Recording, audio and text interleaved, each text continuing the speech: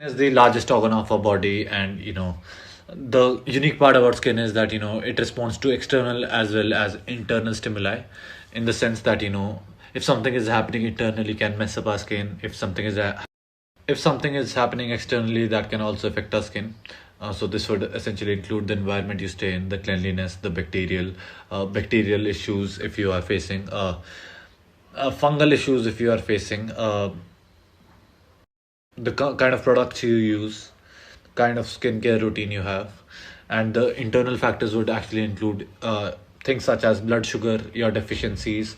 Inflammation is a big marker.